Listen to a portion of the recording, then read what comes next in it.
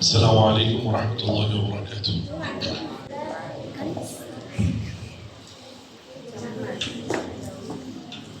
আলহামদুলিল্লাহি রাব্বিল আলামিন ওয়াসসালাতু ওয়াসসালামু আলা সাইয়্যিদিল আম্বিয়া'i ওয়াল মুরসালিন আম্মা বা'দ। فأعوذ بالله من الشيطان الرجيم بسم الله الرحمن الرحيم قل هل يستوي الذين يعلمون والذين لا يعلمون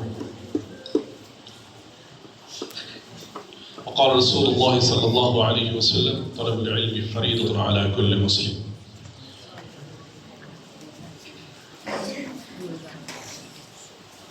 জামিয়া আবু বকর রাদিয়াল্লাহু আনহু কর্তৃক আয়োজিত আজকের এই সেমিনার এবং বার্ষিক পুরস্কার বিতরণের অনুষ্ঠানের উপস্থিত সদরে ইজলাস, আমন্ত্রিত উলামায়ে কেরাম, অভিভাবকবৃন্দ এবং আমার সুপ্রিয় শিক্ষার্থীবৃন্দ, সবাইকে আন্তরিক শুভেচ্ছা ও অভিনন্দন জানাচ্ছি।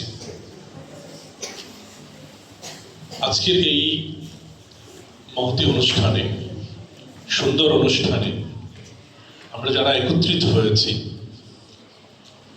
আমাদের শিক্ষার্থীরা যারা বসেছেন, তাদের চোখে এক নতুন দিনের স্বপ্ন, এক নতুন সফলতার স্বপ্ন। যে অভিভাবকরা একত্রিত হয়েছে, তারা তাদের সন্তানদেরকে নিয়ে এক স্বপ্নময় সফরের স্বপ্ন নিয়ে এখানে আমরা একত্রিত হয়েছি। কিন্তু আমরা এমন একটা সময়ে বসবাস করছি, এমন একটা যুগে বসবাস করছি, এমন একটা দহনকালে আমাদের জীবন চলছে, যেখানে শুধু স্বপ্ন দেখাটাই শেষ নয়, এবং এই স্বপ্ন দেখে স্বপ্নের সাধনা করাই শেষ নয়। এই স্বপ্নের সাধনার পাশাপাশি আমাদের সমাজ, পরিবেশ, রাষ্ট্র, এমনকি আন্তর্জাতিক পৃথিবীর সাথেও একটা মনস্তাত্ত্বিক লড়াই করে করে আমাদের এই জায়গায় টিকে থাকতে হয়।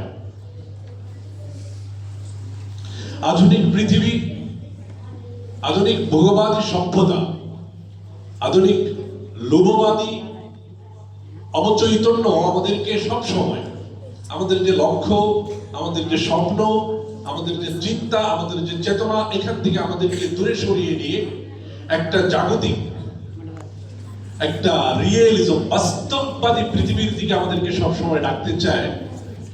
এটাকে আমরা বলি নগদ পৃথিবীর দিকে আমাদেরকে ডাকতে চায়। আধ্যাত্মিকতা এবং রুহানিয়ত থেকে আমাদেরকে বের করে নিয়ে এমন এক পৃথিবীতে আমাদেরকে উপস্থাপন করতে চায়, যেই পৃথিবীর মধ্যে শুধু ভোগ, লোভ আর সুখ, এই তিনের বাইরে কোনো চেতনা, কোনো চিন্তা নেই। ঠিক এমন সময়ে আমাদের যেই সকল অভিভাবক, যেই সমস্ত পিতা, ভাই, দাদা তার সন্তানকে, তাদের পরবর্তী প্রজন্মকে এরকম একটা লাভহীন, লোভহীন একটা ভবিষ্যৎ প্রায় স্বপ্নহীন জায়গায় তাদের সন্তান, তাদের সম্পদ, তাদের সময়কে ইনভেস্ট করছে, তাদের প্রতি আমার সশ্রদ্ধ কৃতজ্ঞতা। রব্বে কাবার দরবারে সেই সকল অভিভাবকের প্রতি অনুরোধ, সেই সকল অভিভাবকদের জন্য রব্বে কাবার প্রতি মোনাজাত, আল্লাহ যেন সেই সকল অভিভাবকদের সকল প্রয়োজন, সকল দুঃখ, কষ্ট, যাতনা, বেদনা দূর করে দিয়ে দুনিয়া এবং পরকাল তাদের জন্য কল্যাণকর করে দেন। আমিন। আজকে যারা এই কওমি মাদ্রাসায় পড়তে এসেছি, আমি যারা এখন পর্যন্ত দুনিয়াটাকে কিছুটা বুঝতে চেষ্টা করছি, তাদের কাছে আমার এই কথাটা, এই নিবেদন থাকলো যে আমরা এখানে যারা পড়তে এসেছি, আমার পিতা, আমার মাতা, আমার সমাজ, আমার পরিবার, আমি নিজে, আমরা সবাই জানি এখানে কেন পড়তে এসেছি, এখানে পড়াশোনার একমাত্র লক্ষ্য কি, উদ্দেশ্য কি, এটা আমরা সবাই জেনে এসেছি। এরপরও যদি কারো মনের মধ্যে এই চেতনা, এই ভাবনা থাকে যে না, আমি তো ইচ্ছে করে এখানে আসিনি, আমার পরিবারের মুখের দিকে, বাবার দিকে, মায়ের দিকে তাকিয়ে এসেছি, আমি সেই শিক্ষার্থী, সেই তালেবুল ইলম, সেই বাবাকে অনুরোধ করব, আপনি সন্তানকে নিয়ে বসুন, কথা বলুন, তারপর সিদ্ধান্ত নিন। এই জোর করে যে সন্তানটাকে আমাদের এখানে দিয়ে দিয়েছেন, যে সন্তানটাকে তার অনিচ্ছায় আপনি এখানে দিয়েছেন, আপনার পরিবার, আপনার সমাজের অনিচ্ছায়, সেই সন্তানটা আগামী 10 বছর পর আমাদের এই প্রতিষ্ঠানগুলোর শত্রুতে পরিণত হবে। ইতিহাস তাই বলছে আমাদেরকে। আজকের দিনে এই কওমি মাদ্রাসা নিয়ে সবচেয়ে বড় যে ষড়যন্ত্রটা হচ্ছে, এই কওমি মাদ্রাসার শিক্ষা নিয়ে সবচেয়ে নেগেটিভ চর্চা এবং নেগেটিভ আলাপটা যে হচ্ছে, সেই আলাপটার কেন্দ্রে দাঁড়িয়ে আছে আমাদের সেই সকল তালেবুল ইলম যারা তার পরিবারের ইচ্ছায়, পরিবারের মান্যতার কারণে এখানে পড়াশোনা করেছে, তাদের স্বেচ্ছায় পড়াশোনা করেনি, তারাই বরং আজকে আমাদের এই কওমি মাদ্রাসার সবচেয়ে বড় শত্রু হয়ে উঠেছে। পৃথিবীর এই সকল গ্যাম্বলিং, সকল জুয়া, সকল অত্যাচার, পৃথিবীর সকল ষড়যন্ত্রের বাইরে এই ষড়যন্ত্রের কেন্দ্রে দাঁড়িয়ে আছে আমাদের সেই সকল অনিচ্ছা শিক্ষার্থীরা। এই জন্য তোমরা যারা এখানে পড়তে এসেছো, তোমরা জানো এখানে পড়াশোনা করার পর আমাদের জীবনে আমাদের চারপাশে সুদখোর, ঘুষখোর, উপরি কামাইওয়ালা, সারাদিন নামাজ রোজা, আল্লাহ রাসূল, ইলম কালাম আখলাক ভুলে থেকে ব্যবসা বাণিজ্য করে পয়সায় ফলে ফেপে ওঠা, তাদের যে সাময়িক স্বাচ্ছন্দ্য, এটা আমার আর তোমার মিলবে না, এটা জেনেই আমরা এখানে এসেছি। এরপরেও যদি আমরা আমাদের সমাজের মানুষের এই সুখ আর স্বাচ্ছন্দ্য, এই দেখানো, এই শোয়া, এই ভাববাদ দেখার পর আমাদের মনে হয় যে আমাদের উস্তাদগণ, আমাদের মাদ্রাসাগুলো আমাদেরকে দুনিয়ার হাইসুলেতে ঠকিয়ে দিয়েছে, তাহলে বুঝতে হবে তুমি তোমার কমিটমেন্টে, তুমি তোমার শপথ ভঙ্গ করেছো, তুমি তোমার কমিটমেন্ট ভঙ্গ করেছো, তুমি তোমার ইলমের প্রতি অত্যাচার করেছো, জুলুম করেছো, তুমি তোমার উস্তাদের প্রতি জুলুম করেছো, তুমি তোমার যে ইলম অর্জন করেছো সেই শপথের মধ্যে তুমি নেই।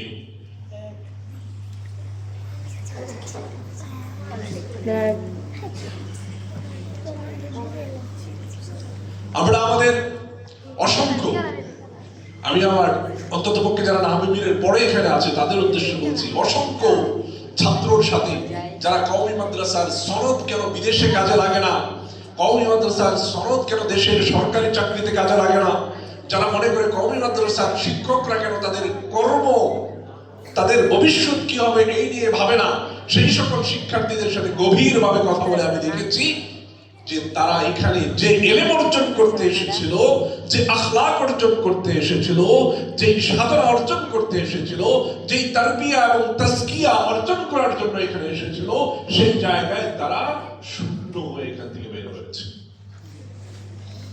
তারা মাদ্রাসার নিজামকে ফাঁকি দিয়েছে, তারা দর্সি কিতাবকে ফাঁকি দিয়েছে, তারা ফন শিখে নাই, তারা এখানের যে মূল প্রেরণা ইলম, কোরআন সুন্নাহ, এই কোরআন সুন্নাহ ইলম তারা শিখে নাই। আমার এখানে পড়ানো 4টা ভাষা তারা শিখে নাই, এই ভাষাগুলোর প্রতি তাদের কোনো আগ্রহ ছিল না। তারা শুধুমাত্র এখানে সময় ক্ষেপণ করেছে আর স্বপ্ন দেখেছে কখন মাদ্রাসার গণ্ডি থেকে বের হবে এবং কখন সে মুক্ত পাখির মতো ডানা মেলে উড়বে, কখন সে এইখানের নিজাম, এইখানের সিস্টেম, এগুলোর থেকে বের হয়ে সে নিজের মতো স্বাধীন হবে। এই সব চিন্তা করে করে তার পড়াশোনা আসলে হয়ে ওঠে নাই, তার ইস্তেদাদ হয়ে ওঠে নাই, তার ইলমের গভীরতা অর্জন হয়ে ওঠে নাই। এরপর যখন সে এইখান থেকে বের হয়েছে, কিছুদিন সে মনে করেছে মুক্ত হয়েছে, মুক্ত হওয়ার পরে যখন তার জীবনের বাস্তবতা সামনে এসেছে, যখন তার সামনে আয় রোজগার রিস্কের প্রশ্ন সামনে এসেছে, তখন সে তাকায় দেখে যে তার তো আসলে কিছু করার না। পরিবারের উচ্চাসিত প্রত্যাশা, সে ঢাকা থেকে দাওরা পাশ করেছে, ইফতা করেছে, মুফতি হয়েছে, কিন্তু ওই দাওরা পাশ, ইফতা আর মুফতির যোগ্যতা, লকবের ভেতরের যে যোগ্যতা, তার কিছুই সে অর্জন করেনি। এখন সে এক প্রতিষ্ঠানে যায়, বছরখানিক চাকরি করে, তারপর ক্লাসের মধ্যে ছাত্ররা তার ক্লাস উপভোগ করে না, মাদ্রাসার অন্যান্য শিক্ষকদের সাথে তার সম্পর্ক ভালো থাকে না, গার্ডিয়ানের সাথে সে সুন্দরভাবে কথা বলতে পারে না, মাদ্রাসার কর্তৃপক্ষের সাথে কিভাবে ডিল করতে হয়, কিভাবে অফিসিয়াল ভাষায় কথা বলতে হয়, সে তার অফিসিয়াল ভাষা অর্জন করে নাই, অফিসিয়াল ল্যাঙ্গুয়েজ সে অর্জন করে নাই, যেই কারণে কর্তৃপক্ষের সাথে সবসময় তার টুকরা টুকরি লেগে থাকে। 1 বছরের মাথায় সে এই প্রতিষ্ঠান থেকে বিদায়, পরের বছর আরেক জায়গায় যায়, অনেক প্রত্যাশা নিয়ে তাকে নেওয়া হয়, ভালো পড়াশোনা করেছে, ভালো মাদ্রাসায় পড়েছে, বড় বড় ওস্তাদের কাছে পড়েছে, ওখানে যাওয়ার পর আবারও তার সেই পূর্বের অভিজ্ঞতা চলে আসে। মাদ্রাসার মুক্ত জীবন পেয়ে, অ্যান্ড্রয়েড মোবাইল ফোন হাতে পেয়ে, তারপর কিতাব মুতালা না দেখে মোবাইল মুতালা করে। ওই মোবাইল মোতালা করে যখন ক্লাসে যায় তখন শিক্ষার্থীদেরকে যেইভাবে কিতাব বোঝানো হয় সেইটা সেই শিক্ষক পারে না। এরপর তার মধ্যে ফ্রাস্ট্রেশন, ডিপ্রেশন, হতাশা এসে ভর করে, আর এই হতাশার থেকে তারপর সে ধীরে ধীরে কওমি মাদ্রাসার শত্রু হয়ে ওঠে, বিরোধী হয়ে ওঠে, এই শিক্ষার বিরোধী হয়ে ওঠে। তারপর সে অন্য জায়গায় কম্পিউটার শিখে, গ্রাফিক্স ডিজাইন শিখে, টেইলারি শিখে, অমুক শিখে, তমুক শিখে, নানান কিছু শেখার পর সে দেখে মাদ্রাসায় পড়ানোর কালীন সময়ে সে যে সামাজিক মর্যাদাটা পেত, মাদ্রাসার শিক্ষক হিসেবে, তালেবুল ইলম হিসেবে যে সে সামাজিক মর্যাদাটা পেত, সেই সামাজিক মর্যাদাটা সমাজেও পায় না, তার ইলমি অঙ্গনেও সে পায় না। তখনই সে ধীরে ধীরে বিরোধী হয়ে ওঠে। এই জন্য আমার সামনে যে শিক্ষার্থী ভাইয়েরা তোমরা আছো, তোমাদের কাছে আমার বিনীত অনুরোধ থাকবে, আমন্ত্রণ থাকবে, কিতাবকে সময় দাও, আমলে সময় দাও, আখলাককে উন্নত করো, ভাষাকে ভালোভাবে শেখো। আমাদের চোখের সামনে অসংখ্য উদাহরণ আছে যে যারা শুধুমাত্র কওমি মাদ্রাসায় পড়াকালীন সময়ে তারা একটু পাগলামি করে উর্দু আরবি ভাষাটা ভালোভাবে শিখেছিল, তারা সমাজে যে জীবন যাপন করে সেটা আমাদের কাছে ঈর্ষান্বিত জীবন হয়ে উঠেছে। তারা যে উপার্জন করে ওটা ওই সুদঘুষ উপরিওয়ালারা সেই উপার্জন করতে পারে না। রিজিকের ফয়সালা কোথায় হয়? তোমরা বলো, রিজিকের ফয়সালা কোথায় হয়? আসমানে হয়। আমার অভিভাবকদেরকে অনুরোধ করবো, রিজিকের ফয়সালা কোথায়? আসমানে। শাকুন ফির রিজকে শাকুন ফিত তাওহীদ। কেউ যদি রিজিক নিয়ে সন্দেহ করে সে যেন আল্লাহর একত্ববাদী সন্দেহ করে ফেলবে। আর কওমি মাদ্রাসার সেহরে 16-17 বছর থাকার পরেও যদি একজন শিক্ষার্থী রিজিকের প্রশ্নে ফ্রাস্ট্রেটেড হয়ে যায়, রিজিকের প্রশ্নে ফ্রাস্ট্রেটেড হয়ে যায়, রিজিকের প্রশ্নে হতাশ হয়ে যায়, তাহলে বুঝতে হবে সে এখানে ইলম অর্জন করেনি। তাই আধুনিক এই বস্তু সভ্যতা, আধুনিক এই ভৌগোলিক সভ্যতার দিকে না তাকিয়ে আমাদের রুহানিয়তকে আমরা উন্নত করি, আমাদের আমলকে উন্নত করি, আমাদের আখলাককে উন্নত করি, আমাদের চরিত্রের মাধুর্যকে উন্নত করি, আমাদের ইলমি ইস্তেদা, ইলমি যোগ্যতাকে আমরা বাড়াই। আমাদের জন্য আল্লাহ রাব্বুল আলামিন রাস্তা খুলে দেবেন। অযোগ্যদেরকে কখনোই আল্লাহ রাব্বুল আলামিন সুন্দর জীবন দেয় না। যে পরিশ্রম করে না তাকে আল্লাহ রাব্বুল আলামিন সুন্দর জীবন দেয় না। মান জাদ্দা ফাওয়াজাদা, যার চেষ্টা থাকে, যার সাধনা থাকে, সে পেয়ে যায়। এই জন্য কওমি মাদ্রাসায় আমরা যারা পড়ছি আমাদের এইটুকু মাথায় নিয়ে পড়তে হবে যে আমরা আমাদের রিস্কের ফয়সালা কার উপর ছেড়ে দেব, আর আমাদের ফয়সালা যথার্থ ইলম অর্জন করা, উস্তাদের সাথে হুসনে সুলুক, উস্তাদের সাথে সুন্দর কমিউনিকেশন, সমাজের সাথে সুন্দর কমিউনিকেশন, উত্তম ভাবে কথা বলার এটিকেট, মেয়েরা ভদ্রতা, এগুলো আমরা শিখবো। ভদ্র মানুষকে কখনো আল্লাহ রিজিকের কষ্ট দেয় না, আখলাকওয়ালাদেরকে কখনো আল্লাহ রিজিকের কষ্ট দেয় না। দুনিয়াতে রিজিক উপার্জন করা, টাকা কামানো, এইটা কোনো মুমিনের লক্ষ্যই হতে পারে না, এটা মুমিনের কোনো মোটই হতে পারে না, কোনো মুমিনের টার্গেট হতে পারে না। টাকা উপার্জন করা আর সুখে থাকা দুনিয়ার মধ্যে, এটা মুমিনের কোনো টার্গেটই হতে পারে না। আর মুমিন যারা ইলম অর্জন করে তাদের তো কখনোই টার্গেট হতে পারে না। মুমিন, যেই মুমিন ইলম অর্জন করেছে, নূরে হেরা ইলমে ওহী অর্জন করেছে, সেই মুমিনের লক্ষ্য কোনদিন অর্থ উপার্জন করা আর দুনিয়াতে সুখে থাকা, দুনিয়ার কষ্ট থেকে মুক্ত থাকা, এই লক্ষ্য কোনদিন হতে পারে না। আল্লামা ইকবাল বলেন, नहीं तेरा नशीमन कसर सुल्तानी के गुंबद पर तू शाही है बसेरा कर पहाड़ों के चट्टानों पर। ইকবাল বলতেছেন, ও যুবক, ও মুসলিম যুবক, পৃথিবীতে তোমার জন্মই হয় নাই তুমি ওই মিনারওয়ালা, গম্বুজওয়ালা নিরাপদ ভবনে ঘুমানোর জন্য। তোমার জন্মই হয়েছে পাহাড় থেকে পাহাড়, উপত্যকা থেকে উপত্যকা পর্যন্ত দৌড়াবে, ঘোড়সওয়ারি হবে, শাহসওয়ার হবে, আর মানুষের জন্য ইনসাফ কায়েম করবে। তুমি পৃথিবীতে এসেছো ইনসাফ কায়েম করার জন্য, আল্লাহর জমিনে আল্লাহর দ্বীন কায়েম করার জন্য। তোমার পৃথিবীতে আগমন হয়েছে মানুষের জন্য, একটা নিরাপদ পৃথিবী নির্বাচন করার জন্য, একটা নিরাপদ পৃথিবী কায়েম করার জন্য। আর তুমি কই তোমার রিজিকের জন্য পাগল হয়ে গিয়েছো। যে রিজিকের জন্য আল্লাহ বলছেন ওয়াল্লাযী জাআলা লাকুমুল আরদা যালুলান ফামশু ফিল আরদি মানাকিবিহা ওয়া কুলু মির রিজকি ওয়া ইলাইহিন নুশুর। আল্লাহ বলছেন দুনিয়ার মধ্যে তোমরা একটু হাঁটাচলা করো, আমি তোমাদের রিজিকের ফয়সালা করে দেব।